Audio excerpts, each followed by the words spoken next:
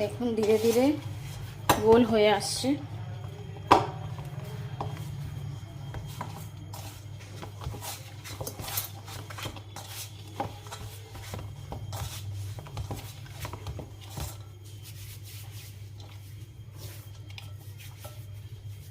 এসব আটা ময়দা মাখার সময় একটা জিনিস নিশ্চয়ই মনে রাখবেন, বাড়িতে বয়স্ক বাবা মা বাচ্চারা থাকে, তো যখনই আটা বা ময়দা মাখবেন হাত অবশ্যই সাবান দিয়ে ধুয়ে তারপরেই মাখতে বসবেন, কারণ হাতে বোঝাই যায় না কি হাতে কত রকমের নোংরা থাকে।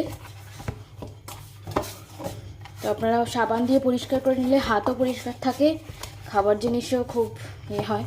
অনেকে আছে কাজ করতে করতে বাস আটা নিয়ে বসে পড়লো, ময়দা নিয়ে বসে পড়লো মাখার। একদমই করবেন না। আগে ভালো করে সাবান দিয়ে হাত ধোবেন, তারপরে আটা বা ময়দা মাখবেন। এটা স্বাস্থ্যের জন্য খুবই উপকারী হবে, সবার জন্যই, পরিবারের জন্য মঙ্গলই হবে। দেখুন আমি এরকম করে মেখে নিচ্ছি ময়দাটা। দেখুন এখনো হয়নি ভালো করে মাখা, আরও মাখতে হবে। এখনো দেখুন এরকম গায়ে থকথক মতো লেগে আছে, আরও ওকে ঠেসতে হবে।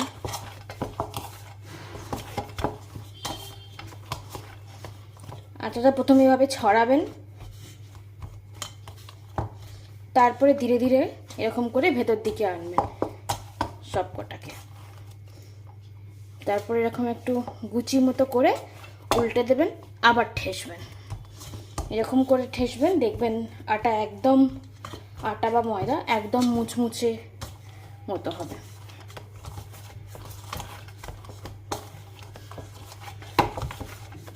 বেশিক্ষণ সময় লাগে না, এই 5 থেকে 10 মিনিটের মধ্যেই ময়দা মাখানো হয়ে গেল। লাস্টে একটু তেল দিয়ে রেখে দেবো। প্রথমে এবং শেষে তেলটা নিশ্চয়ই দেবেন। প্রথমে তেলটা ময়ন, এটা না দিলে হয় না। আর কচুরিতে ময়নটা বেশি দিতে হয়। পুরিতে মানে লুচিতে যা পরিমাণ ময়ন দেওয়া হয়, কচুরিতে তার থেকে